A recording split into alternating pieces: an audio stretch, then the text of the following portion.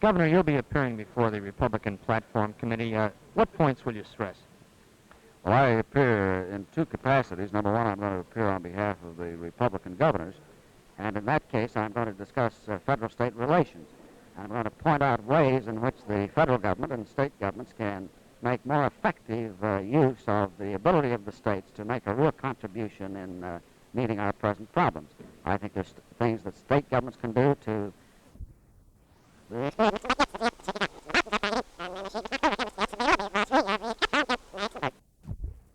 movements can make more effective use of the ability of the states to make a real contribution in meeting our present problems.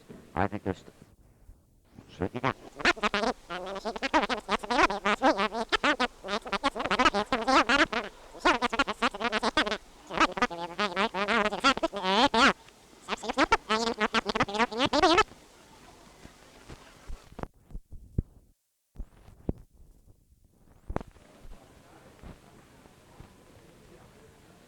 Governor, you'll be appearing before the Republican Platform Committee. What points will you stress?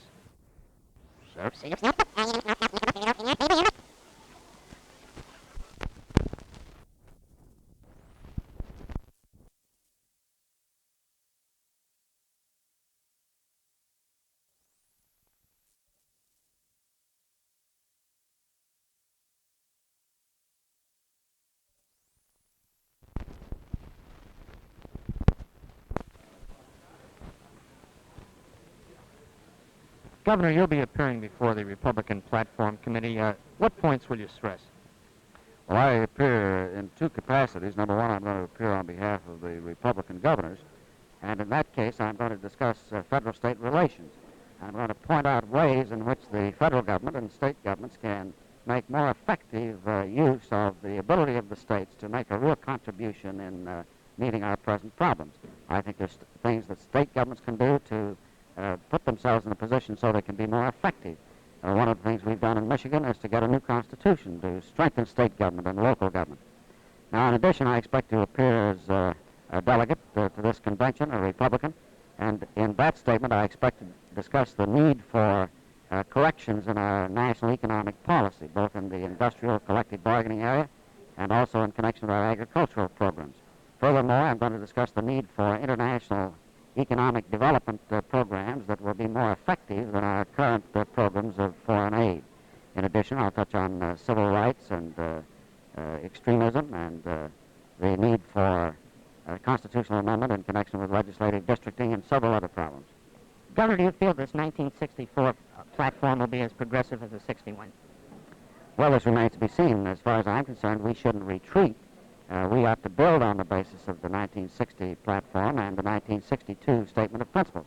Furthermore, we have to take advantage of the heritage we have from Lincoln and Theodore Roosevelt and Senators Vandenberg and Taft and President Eisenhower. They have contributed greatly to the nation's progress in very specific ways, and we ought to take advantage of that. And I think also that our program should be in line with what 80% of the Republicans have supported in the United States Congress.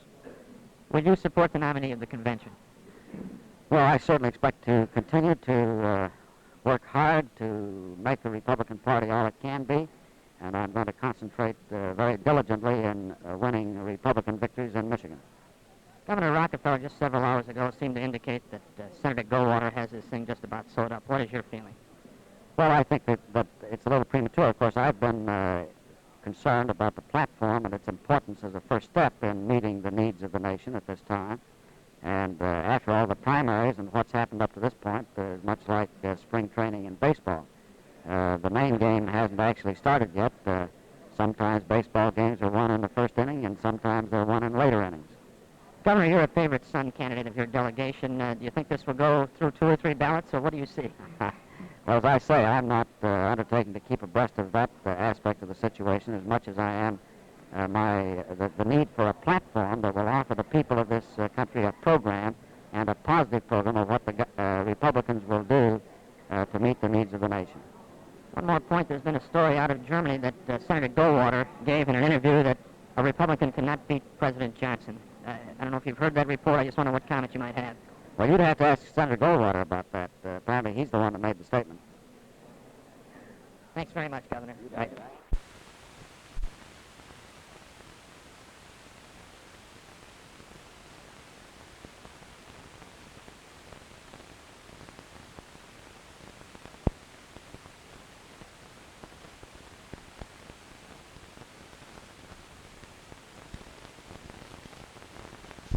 have been attacked as unconstitutional, not by jurists or constitutional authorities, but by, among others, aspirants to public office.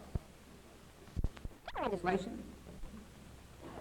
Finally, and most dangerous of all, any comfort given this assertion threatens peace, justice, and order in the nation by providing an excuse for those who would defy law, generate tension, and stir actual strife and bloodshed. Governor George C. Wallace of Alabama promptly branded the new law as unconstitutional and said he would not enforce it. Governor Paul Johnson of Mississippi told a news conference he did not think restaurant and hotel owners should comply with the law because, and I quote, many people feel it is unconstitutional. He and others, in effect, are inviting defiance of the law on their mere assertion of its unconstitutionality. This encouragement to anarchy must find no home in this convention. Once again, as it did in 1860, the Republican Party must speak more loudly and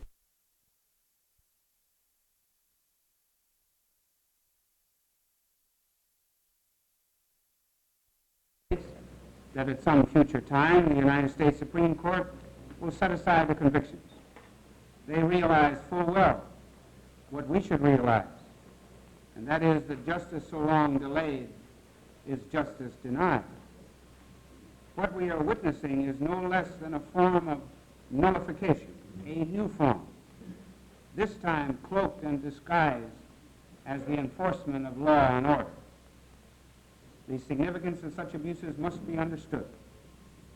When police departments ignore cherished freedoms, a cloud of suspicion envelops the entire legal system.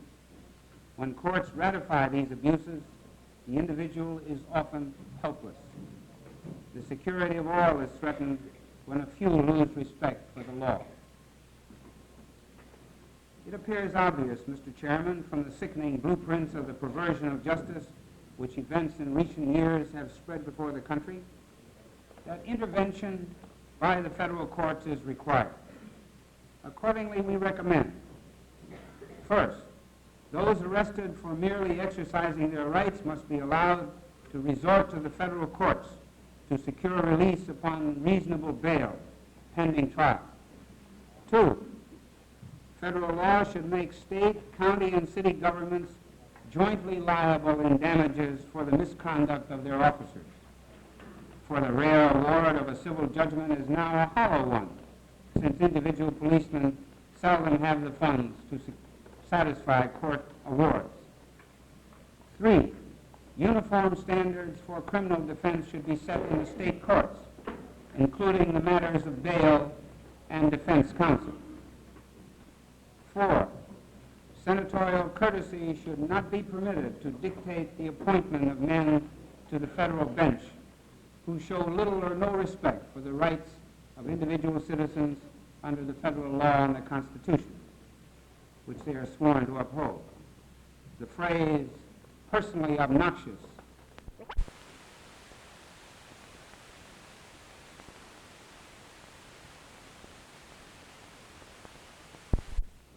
in conclusion, Mr. Chairman,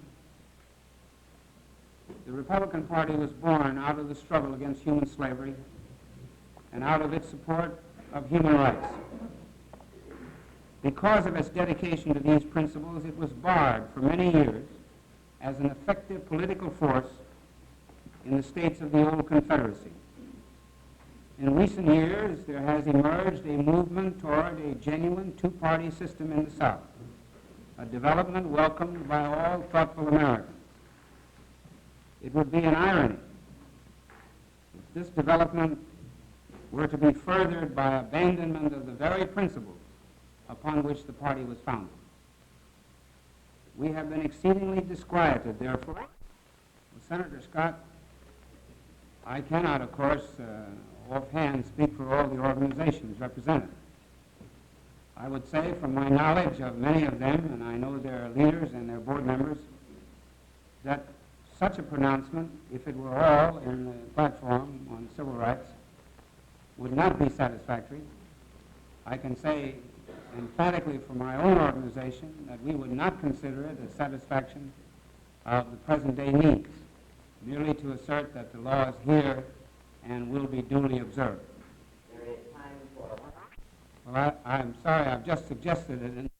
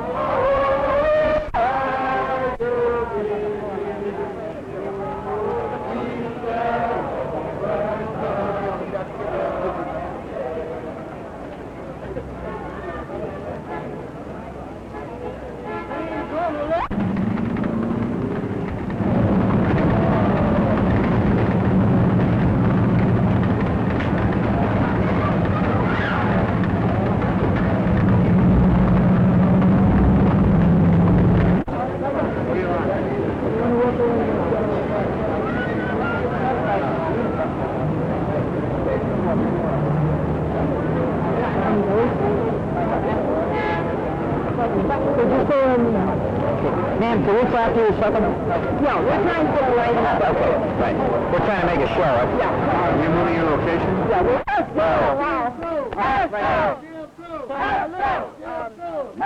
Oh, it looks fine. Too funny. Anytime you're ready. What is your name? My name is Lois Rogers. I'm the office manager of the regional car office. Well, now, why are you picketing here?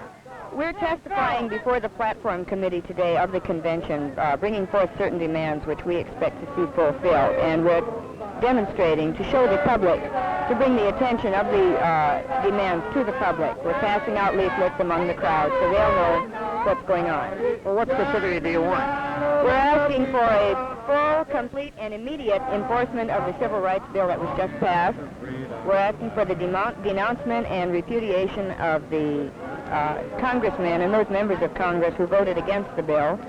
We're asking for a fair and equal wage law. We're asking for a $2 minimum wage plus a massive training program. We're asking for quality integrated housing, quality integrated education across the entire United States, including those parts of the South. We're asking for... Well, let me ask you this. Do you plan any further demonstrations at the Cow Palace and so forth? Yes, we do. We'll be demonstrating as long as the convention is in session. Do you plan to possibly try to disrupt traffic or anything like that? No, we don't have any plans for any stall-ins. Nothing like that? No. Okay, thanks very much. Fine, thank you.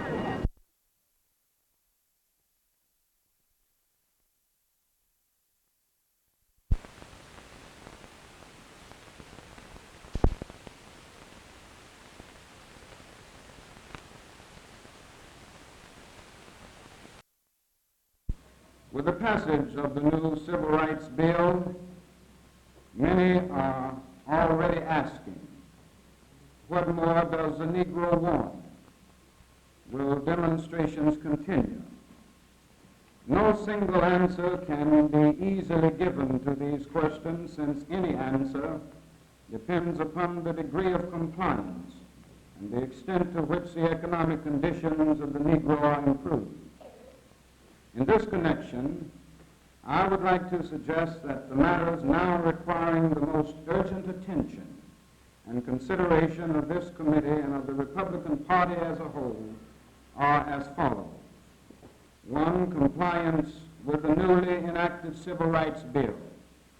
2, police brutality and harassment of persons seeking to remove racial discrimination barriers from our society. And 3, automation and unemployment. The Negro Revolt of 1963 against the continued existence of racial discrimination and segregation will be infinitesimal compared to the civil strife which would ensue if the enactment of the new Civil Rights Bill receives the same kind of resistance imposed to the implementation of the 1954 desegregation decision. It would be a tragedy and an irony of history if the party of Abraham Lincoln should now, some 100 years after the proclamation of emancipation, omit from its platform a strong declaration of commitment to the enforcement of all sections of the Civil Rights Bill. Accordingly, I recommend that your platform statement command the attention of the American people to complete compliance with the Civil Rights Bill, and that your committee state that under our system of government, the civil rights legislation is the law of the land and is constitutional. On the point dealing with the harassment of persons seeking to must be more vigorously and creatively employed.